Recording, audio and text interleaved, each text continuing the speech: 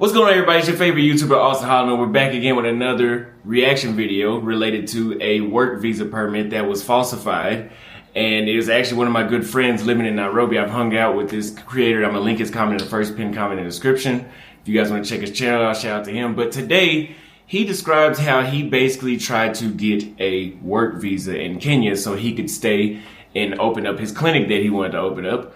And if you guys know anything about living in Africa, I'm pretty sure most of you guys already think this, that there's a bunch of scammers, which there are, but it's not as bad as you would, well, it actually is as bad as you would think. But if you have been to a place like Nairobi, the number 2 professions that you could find from anybody you speak to is real estate agents and immigration officers, right? Or somebody that is very well connected to the immigration. So if you say, hey, I want to buy an apartment, I swear to God, you can talk to any living being in Nairobi and they are a real estate agent now. If you tell somebody that, hey, I am a person that wants to open up a clinic and I need a work visa, everybody that you talk to in Nairobi somehow knows somebody that works in immigration. Those are the top 2 professions.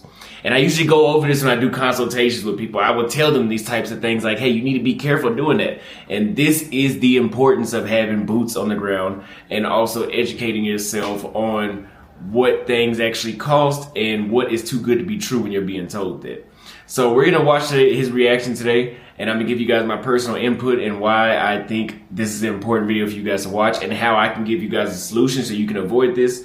Because yes, Nairobi, Kenya is one of the greatest places in the world. In my opinion, it's the best place in the world, but it is not a perfect place. And if you do not pay attention or if you put too much trust in people, you will be scammed. Like I said, it's very common there. So without further ado, make sure you like the video, subscribe, let's get into it. So as you all know, I'm starting up a center here, a clinic in Nairobi and for children with autism.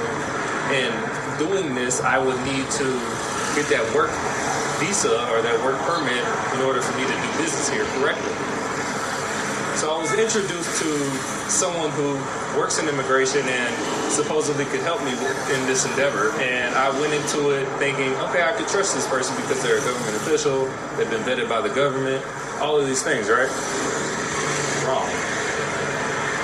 So, which this is absolutely correct. You would think that in most places, like in most places in the world, if you guys go directly to the source, you go right to a government official, you will not be scammed. And the truth is, in Africa and places like Nairobi, it's not that you won't get scammed, it's that you have a lot less of a chance. Like there's a 30%, maybe there's 70% of the time you're not going to get scammed, maybe even 80%. But what happens is if you try to go down the wrong channel and maybe get a back door or maybe get a cheaper price, you're doing something that's illegal. And yeah, you're opening the doors to being a scam. So don't ever think just because you go directly to government officials and first of all, make sure you verify it's a real government official. Basically, I called her, I talked to her, I had a conversation with her, told her all of my aspirations that I wanted to do, the things that I planned on doing here in Nairobi, and how I planned on doing that. And one of the things was I needed to get this work permit, right? So she assured me, hey, yeah, we can do this. I work for immigration and I'm able to help you with this. And after talking to her for a couple of days, I was like, you know what, let me bring my friend along as well. So that way we could try to do both of them at the same time and try to get this visa done that we need because we both want to do business here in Nairobi. That was another mistake that I made. And when I brought him along, I kind of understood that it was my responsibility that I brought him along. And I felt terribly that we both got scammed out of this money that we got scammed out of. In Nairobi, you know, like the spirit of the people here is people are always hustling and grinding and trying to make it. And that's true in a lot of different countries. So it's not anything specific to this area or this location. It's just something that people do in a lot of different countries to make a living. So as you see, we have things like, this is like a random street on Gong Road. People are always selling things, trying to make a living. And I understand that. the thing is, when you look the way that I look, or you're obviously a foreigner, people will try to get over on you. And this is one of the struggles that comes with being in this country and countries in Africa in general. So yeah, don't think just because you guys are black that you get a pass. You do get taxed less. When you're white in Africa, you do get taxed a lot more, but nobody is immune to being scammed. Some people think white people and Indians are. No, they're not. They're not immune to being scammed. I know white people that have been in Africa, lived in Africa, and they get scammed just as much. But let's continue. Or underdeveloped countries, so to speak. And I've gotten used to working around that and knowing that that is the case, and it doesn't bother me as much anymore as it used to. But one thing that bothers me immensely is being scammed out of thousands of shillings by someone who works for the government. That bothers me a lot, and that bothered me for... And as I said before, you are not immune just because you deal with government officials. In East Africa, the corruption runs from top to bottom. I've been scammed by the police. I've been scammed on all different levels in places like Kenya, and East Africa in general is even worse in some other countries. I've even had the police come to my house and extort me. That might not happen to you. I mean, it happened to me, I think, because they know who I am. But you are not immune, and it doesn't matter how legitimate those people are, because you guys got to understand that pay is not as good as it is in the United States. In the United States, they pay you a livable salary. You might not be rich, but you're able to eat every day. Some of these people, just because they're police officers or government officials, they don't make enough to eat every day, or they're still struggling while working for the government. So it doesn't matter. For a week or so. And that's why I haven't done as many videos as I would like, because honestly, I was just in a slump after that, and it just kind of made me feel like, why am I even in this country? I need to go home, to be honest with you. After that happened, it kind of took the wind out of me, so to speak, and I just wanted to go back to where I came from. People here... Now, I do hear Jared say that he's ready to go back home after he was scammed for his visa. And look, I am not happy that he was scammed, but I do know this, that he has this video titled, I was scammed out of 100K, not 100,000 US dollars, 100,000 Kenyan shillings, which is around $770. Now, if you guys do know, a work visa, and this is one of the downsides to Africa, is that the price of doing business is so extremely high. Not necessarily operating or import, export, well, even import, export, there's some issues you may run into there, but the just to do business fee, meaning the visa. The visa is really just so you can do business. To initiate that visa, it is about 2,500 US dollars. And it's gonna cost you around $1,000 per year just to have that visa, a just because fee. Now, I don't know what the maintenance is, what it costs, why does it cost $1,000 to do that every year?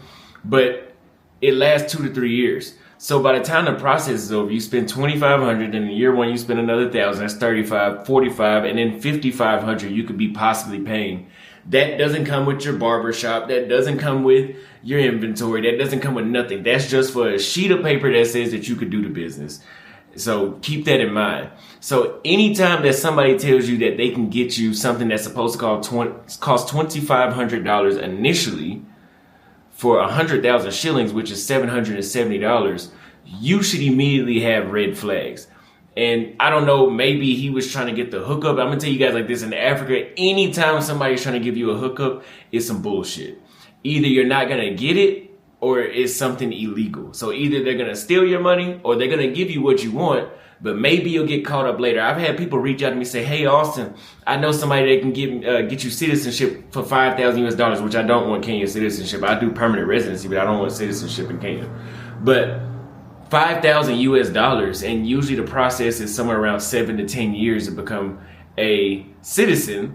And think about what I just said. In order for you to get residency in Kenya, a permanent citizenship, you have to be a permanent resident for a good amount of time, and you have to do that work visa process essentially 3 times. So if they're making $5,500 off of one time, it's going to cost you about $17,000 or $18,000 before you can even apply for citizenship in Kenya. That's without you getting a kid there or getting married. And those sound easier. Maybe a student visa. Those sound easier. But having a child and marrying somebody are big lifetime decisions. So if the government can make $18,000 and somebody said, oh, you can go ahead and just do it this way. And I guess if you do it 3 years in a row, they would only make $2,100. They're not doing that, especially not in no African country. The greed is real. They're not doing that. So it is very, very important for you to educate yourself on how much stuff costs and what you actually need. And that's why it's important to book consultations. Some people think that we do these consultations just to sell people wolf tickets or just make some stuff up out of thin air and grift. No, stuff like this is avoidable if you book a consultation, because I can tell you exactly how much that stuff costs, and I can say, hey, if you try to go the back route and maybe get a discount, or maybe if somebody's lying to you and saying that, oh, you don't have to pay that when you really do, but maybe because you don't know, you still do it anyway. I don't know if he did it trying to get a cheat code, or I don't know if he did it trying to do it not knowingly, right? Either way it goes, if you do it the illegal and you try to get a discount, now when they steal your money, you can't snitch on them. You can't even call the police because you did something illegal too. So now you're just out of money. And it's not really going to be too much you could do about it because you're in somebody else's country. So if you do something physical to them, you don't have that much leverage. Okay? That's why I partner with people like Kia from Traverse Cultures. She has a documented social proof of people that she's helped successfully move here. When I did my consultations, the people that booked consultations with me, hey, let's do an interview together. Did it match up to what I was saying? What do you think about this place? And I got more consultations, and I was a lot more valid because I had an actual paper trail of customers that you can go back and review. You can go talk to them yourselves. So even if you're trying to deal with somebody that's working, you need to make sure that you can see those things, because doing business in East Africa can be like the Wild Wild West. There's almost no rules, and people are always trying to get over no matter what you do. So that being said, that's why we're hosting this webinar Monday at 1 p.m. Eastern Standard Time. We're going to teach you guys everything about taxes. We're going to teach you guys about residencies, how to obtain them, which one do you need, also how to lower your taxes, and dual citizenship. Do you want dual citizenship in the country? Is it right? Is it wrong? What should you do? Everything you will need to know to be in the first pinned comment and description of this video. Again, 157 people came to our last webinar last Sunday, where we talked about all you would need to know about moving abroad in a general sense as an opener to launch the business and how to make money online. And all of the attendees that were in the comments said that the $10 that they paid for that webinar ticket was completely underpriced. And everybody that bought that webinar ticket can go back and rewatch it as many times as you want. You get lifetime access, but the webinar sales are only one time. You're going to have to wait until I come back to that topic. It might be months later before I come back to it. So don't waste any time. If you guys want to know about taxes, dual citizenship, and permanent residencies, temporary residencies, digital nomad visas, you need to click the link in the first pinned comment. I'll see you guys on Monday. Now, speaking of visas, Africa is the reason that this happens a lot in Africa is because Africa has one of the most expensive, the way how their government set up people to be able to stay in their countries long term isn't like attractive for foreign investors. Some countries better than others. Like Kenya is better than Namibia when it comes to long-term stay. So for example, I'm looking for an apartment right now. I'm moving to Namibia. I got my mind made up. The only thing is, let's just say I want to stay in Namibia for a year straight without leaving the country at all. I would either have to be on a student visa, I would have to marry or have a child to have that sort of residency there, or I would have to open up a business or invest. Okay, so now you got to spend a bunch of money. And those visas to do all that stuff is not cheap. They don't have a retirement visa here. They don't have a digital nomad visa. They don't have a short-term temporary residency like they do in Latin America. If you go to Latin America with $1,500, most of those countries in South America, you can stay for 2 years straight, never have to leave the country, get a bank account, driver's license, everything for $1,500 US. I'm speaking from experience. On the flip side, if you go to Nairobi and you want to live in Kenya, they have a retirement visa, they have a digital nomad visa, work visa, investor's visa, student visa, right? But if you want to, and they have the 5-year visa as well, which it's not what it sounds like. If you want to stay in Kenya and you're over 35 years old, you can spend $2,500 and stay in Kenya for 2 years. Now think about what I just said. In Latin America, 2 years is $1,500, and it doesn't matter how old you are. Now, if you want a digital nomad visa, you only have to prove I think it's less than 2,000 US. It's nothing. It's very doable for Americans. It's nothing for us, that amount of money that they're asking us to prove. And you can stay for 1 year for about $1,000. Okay, that doesn't sound bad, but again, on the flip side, when you look at Latin America, $1,500 grants you 2 years. And then I just told you guys, in the course of renewing your visa 3 times for the work permit, you're going to spend nearly 18 grand. And that has to go into your business plan. That goes on top of what it costs for you to actually start that business and live there. So Latin America does have Africa beat when it comes to long-term stay. And so because this is so difficult for us to actually, like, in order for us to actually stay in these places, it costs so much money up front. People go the illegal way. So people overstay their visas, and maybe they'll pay somebody off, or they'll try to do this, try to get a cheaper route, workaround. There's no workaround. Even if trying to open up a clinic here and trying to figure out all the business ideas, the things that I need to do, getting the different visas and all of those type of things. But one thing that really discouraged me, even beyond all of that, was this incident. So to expand on the incident a little bit more, I wanted to get the visa for myself and my friend. I paid over 100,000 shillings for it. This person was referred to me by somebody I know, somebody I've been knowing for a long period of time. And I thought that everything was going to be fine. Turns out it was very much not fine. And what this woman did was she took our money and essentially gave us a product that was the same exact thing that we already had. So if you are an American, you know you can have a 5-year ETA, meaning a tourist visa. That's fine and dandy. You have to leave every 3 months, though. That's the issue with that tourist visa. The difference between that and getting the work permit or the work visa is once you have that work permit or that work visa, you no longer have to leave. There's also something called a digital nomad visa, which I can get as well. And the requirement for that is you have to have a certain income and you have to be working for some sort of company overseas. So I opted to get the work permit with this lady. She ended up giving us both the same visa that we've already retrieved months ago and tried to tell us that it's the business visa or the business permit. So this is actually something that happens quite a lot, where they give you a fake document or they don't give you the right thing, and they give you a different document and say it's one other thing. So I actually heard about this incident before he described it, because he's in my personal network, and somebody that I know was talking to him, and he was telling that he had the work permit, and she was looking at it, and it was actually the 5-year visa. And if you guys don't know, the 5-year visa costs $172 US, right? And if he's telling you he paid 100,000 shillings for what he thought was going to be the work permit, but they gave him the 5-year visa, that means basically this person charged him 4.5 times for the same visa, that the dollar amount equivalent.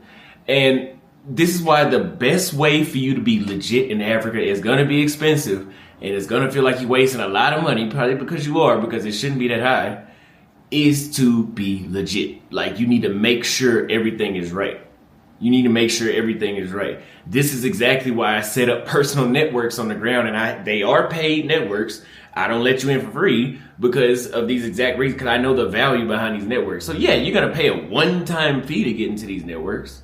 But at the same time, you can do this and pay 4.5 times for something that you should have paid by a government official that scammed you, right? And so that's exactly why we're going to host this webinar that I brought up before. So this Monday at 1 p.m. Eastern Standard Time, I will be telling you guys exactly how I lowered my taxes with things like the FEIE, the Home Exclusion Act, all those types of things to lower your tax bill while you're living abroad in another country, something I've been doing for 3 years, and pretty much my whole life I've been using these strategies that I do to minimize or bring my tax bill to zero, something I've been doing since I was 20.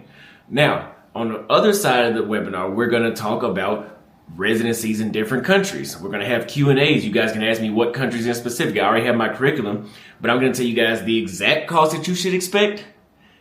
who to get in contact with, and how long you can stay. What are those visas exactly? What are you trying to do when you get to these countries? Are you just trying to retire and drink and hang out? Then you could do a retirement visa or a temporary residency visa.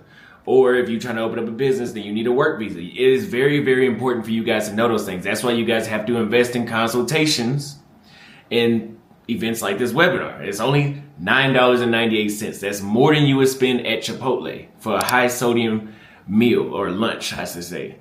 So for half of that price that you would spend at Chipotle, you can get a webinar and I can save you guys thousands of dollars in the long run. And then on top of that, we'll be talking about dual citizenship and why a place like Kenya, I wouldn't want dual citizenship. We'll get into that in the webinar. So if you guys want to know everything you need to know and you don't want to end up in a sad story like this, losing out on a lot of money, be there Monday at 1 p.m. at the webinar. It'll be linked in the first pinned comment and description. I'll see you guys there. Let me know what you guys thought about the video.